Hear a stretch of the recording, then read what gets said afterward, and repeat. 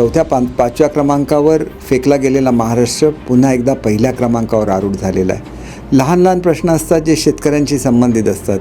आमच्याकडे कबुलातदार गावकर नावाचा प्रश्न होता. जवळजवळ 5,000 लोकांना त्यांच्या स्वतःच्या हक्काच्या जमिनी मिळणार होत्या.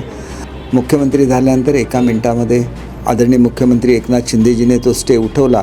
एवढंच नाही तर त्या जमिनीच्या वाटपालासुद्धा सुरुवात झाली. मुख्यमंत्री माझी शाळा सुंदर शाळेने शाळांचा कायापालट व्हायला लागला.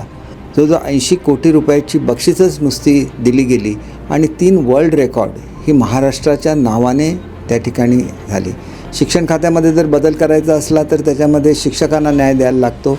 66,000 शिक्षकांना टप्पा अनुदानावर आणण्यात आले. याच्यासाठी 1100 कोटी रुपये लागले. कुठलीही खळबळ न करता मला ती रक्कम मंजूर करण्यात आली. सर्व मुलांना ड्रेस द्यायचे होते.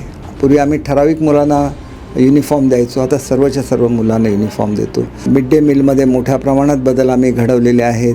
त्यांना स्कॉलरशिपची रक्कम जवळजवळ 5 पटीने वाढलेली आहे. 30,000 शिक्षकांची भरती झालेली आहे. एक मोठा बदल महाराष्ट्रामध्ये घडतो आहे. नवीन शिक्षण पद्धती आता त्याची अंमलबजावणी महाराष्ट्रामध्ये सुरू आहे. धडाक्याने निर्णय घेणं.